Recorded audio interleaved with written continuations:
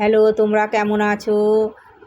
তোমাদের আর একটা নতুন জিনিস তৈরি করে আমি করে দেখাবো। চলো, এই যে ঘি করলা যাকে বলে কাংরুল, একে আমি কাটলেট করে তোমাদের দেখাবো। চলো, কাংরুলটাকে প্রথমে আমি দুচালা করে কেটে নেব, নিয়ে এর ভেতরে যে পুরটা আছে চামচের ডগা করে নিয়ে আমি পুরটাকে সব বার করে নেব।